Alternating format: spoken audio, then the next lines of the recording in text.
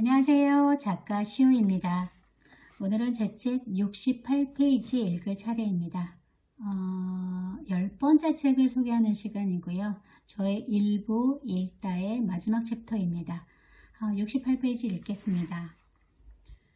10. 정경린 붉은 리본. 소설 공부를 하는 동안 정경린의 책을 가장 많이 필사했다.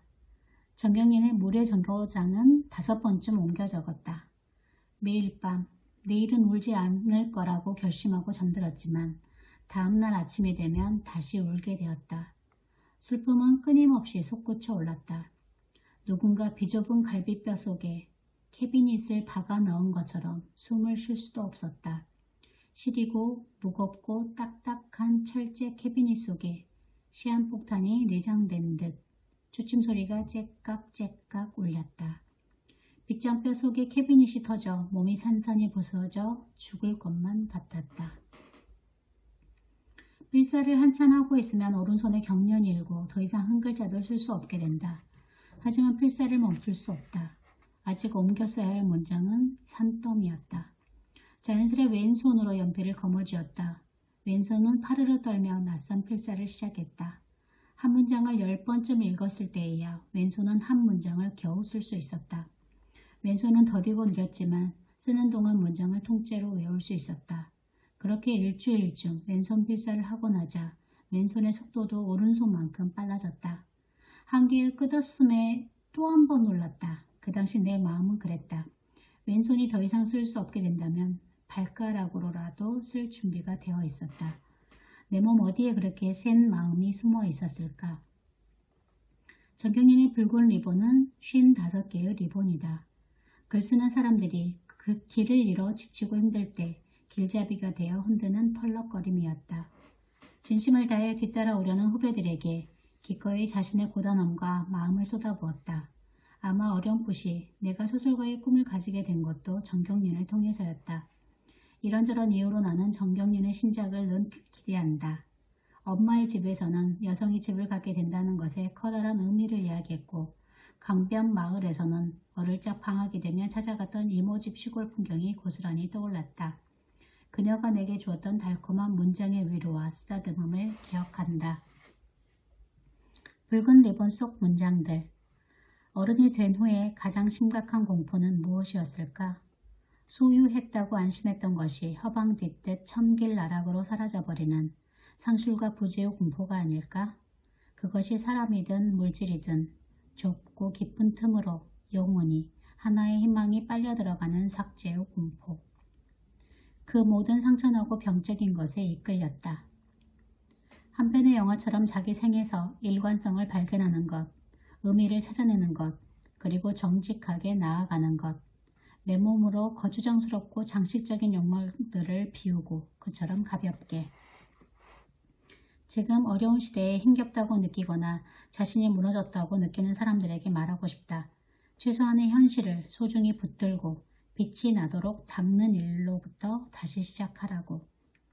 누구에게나 자기 속에 뛰어내려야 할 벼랑이 있고 초국해야 할 벽이 있는 것이다.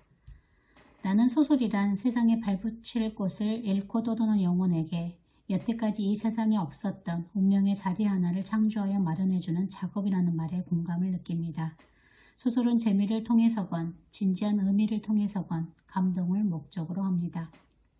읽다에도 순서가 있다는 것을 수십 년 독서와 소설 공부를 하는 동안 알게 됐습니다. 책도 인연이어서 그 인연은 자연스레 다가왔습니다. 애써 힘을 쓰지 않아도 나와 인연이 되는 책들은 스스로 나에게 왔습니다. 어느 날 이 책을 사려고 서점에 갔다가 정작 이 책은 사지 못하고 이 책 대신 산 책이 나를 압도할 때가 있습니다. 이처럼 한치도 알 수 없게 운명처럼 다가오는 책들을 만나면 늘 반갑습니다. 시간의 향기, 김수영을 위하여, 너무 시끄러운 고독, 스토너, 그리스인 조르바, 변신이 그랬습니다. 앞으로도 많은 책들이 그럴 것을 알고 있습니다. 기대하며 기다리는 중입니다. 칠흑 같았던 생의 지점에 읽기를 시작했다는 것. 지금 생각하면 어마어마한 일이었다. 지금 이 책을 읽는 당신이 생의 긴 터널을 지나는 중이라면 읽기를 시작하라고 이야기하겠습니다. 지금 당장은 아니지만 10년 후, 20년 후 당신만의 색깔을 뿜어낼 게 분명하다고 장담합니다. 결국 생은 작은 일성과 몸짓이 켜켜이 쌓여 만들어진다는 것을, 그러니 지금 외면당하는 열심이란 단어와 노력이란 단어는 오답이 아니라 정답입니다. 깜깜한 생을 거쳐 나오느라 애쓰는 동안에 책을 되새긴다는 것은 쉽지 않았습니다. 그때의 아팠던 기억들까지 뭉텅 뽑혀 나왔으니까요. 여기에 올린 10권의 책은 묘하게도 어떤 것들의 시작을 알리는 저의 첫 나열입니다.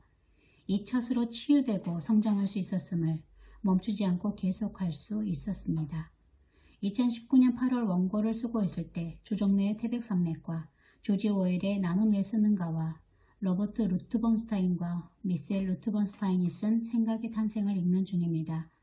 태백산맥은 태백산맥대로, 나는 왜 쓰는가는 나는 왜 쓰는가대로 생각의 탄생 또한 나에게 경미한 영향을 줄 것입니다. 생은 지극히 경미한 영향에 의해 조금씩 성장하는 것을 압니다. 2020년 3월에는 김수영 전집 산문편, 한테 피트케의 소망 없는 불행, 알랭드 보통의 뉴스의 시대가 나를 다녀갔고 2020년 4월 윌리엄 트레버의 비욘디를 읽었습니다. 최고의 단편 소설가라는 윌리엄 트레버를 이제야 만났습니다. 이 단편집은 아일랜드라는 나라가 불쑥 내게 다가왔습니다. 아직은 왜 최고의 단편소설 작가라는 칭호가 붙었는지, 촘촘하다는 것, 놓치지 않는다는 것, 그게 다일까? 아마도 한 10번쯤 읽고 나면 이 작가에게 성큼 다 있을 것입니다. 2020년 10월 제임스 엘로이의 블랙 달리아 1, 2, 데이비드 브룩스의 두 번째 산, 존 윌리엄스의 스토너, 그러고도 책상 위에는 읽지 않은 책들이 탑처럼 쌓여 있습니다. 이 와중에 인터넷 서점 홈페이지도 잊지 않고 찾아가 다음 책들을 눈여겨봅니다. 제 인생에 너무나도 깊숙이 침투해 중독이란 단어를 만들어준 읽다에게 감사합니다. 오늘은 여기까지입니다. 들어주셔서 감사합니다.